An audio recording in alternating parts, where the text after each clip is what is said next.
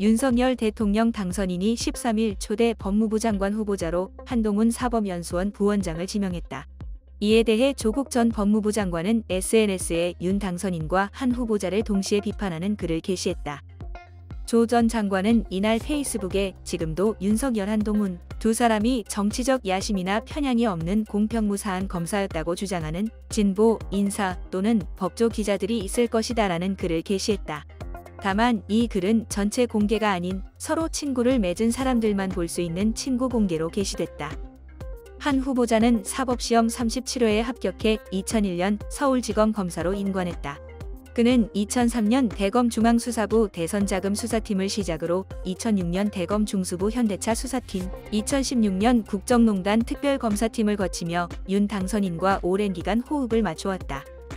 2017년에서 2019년에는 서울중앙지검 3차장 검사로 2019년 7월부터는 대검찰청 반부패 강력부장으로 각각 윤 당선인을 보좌했다. 그러나 한 후보자는 2019년 8월 조국 수사를 지휘하면서 여권으로부터 비판의 대상이 됐다. 2020년 1월 추미애 전 법무부 장관의 대대적 검찰 인사로 한 후보자는 부산고검 차장검사에 이어 비수사부서인 법무연수원 연구위원, 사법연수원 부원장으로 좌천됐다. 이후 검언유착 의혹인 채널A 사건에 연루돼 피의자 신분이 됐다가 지난 6일 검찰이 최종 무혐의 처분을 하면서 의혹을 풀었다. 한편 조 전 장관은 이날 오전 자신이 경북대 병원 원장 등으로 재직하던 시기에 자녀 2명이 경북대 의대에 편입학해 논란이 불거진 정호영 보건복지부 장관 후보자를 비판하는 듯한 글도 올렸다.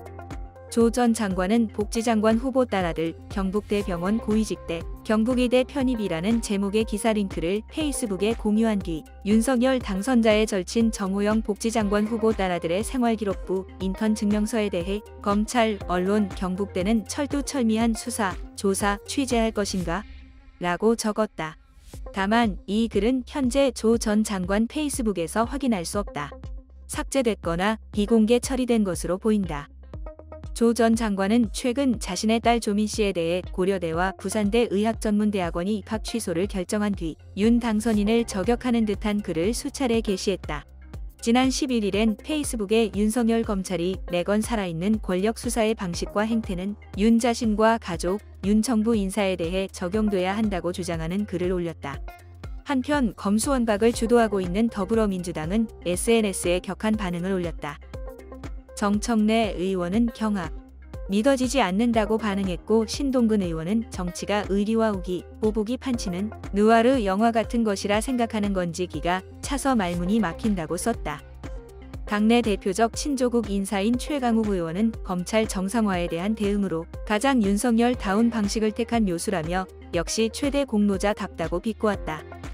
이날 두 자녀의 경북대 의과대학 편입 사실이 드러난 정호영 보건복지부 장관 후보자도 민주당의 주된 공격 대상으로 부상했다.